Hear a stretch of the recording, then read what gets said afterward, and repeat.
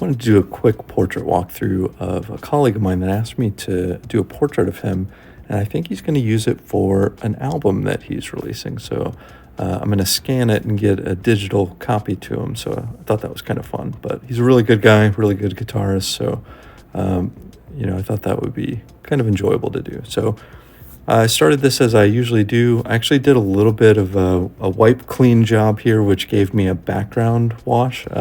My first take, the head was a little too big, so I wanted to bring it down, but that gave me a nice little background to blend the base layers into.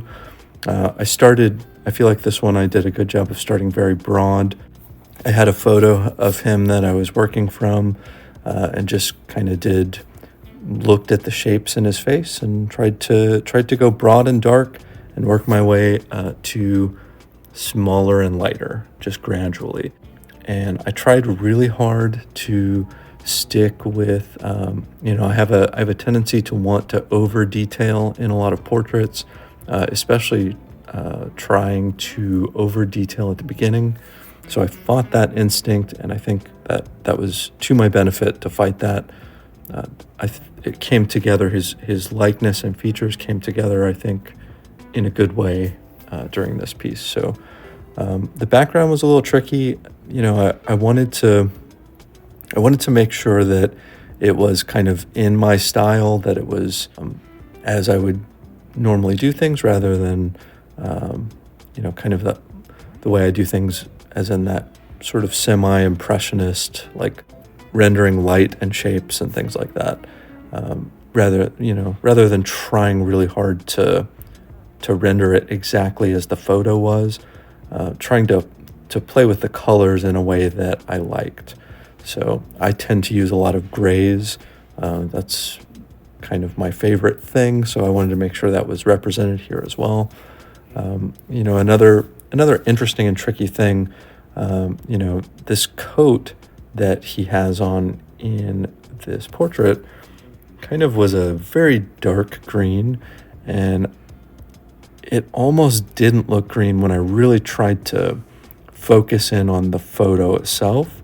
I know it's green because I've seen the coat in real life, but so I tried to make it as subtle of a green as I possibly could, almost a gray green.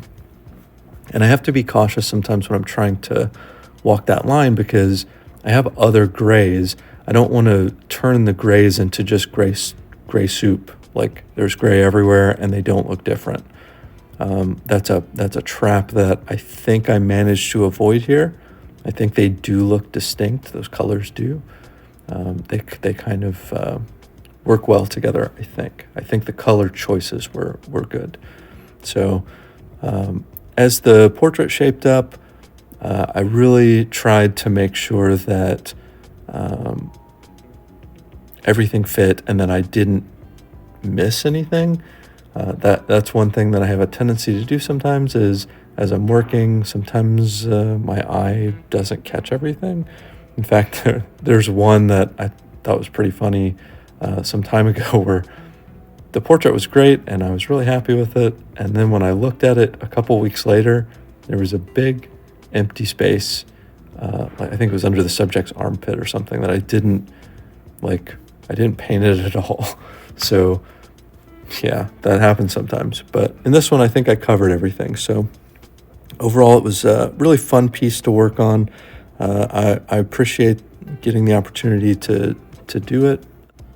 Hopefully I can get this painting dry quickly and get it over to him. So thanks for watching this painting walkthrough video. Hope to see you for the next one.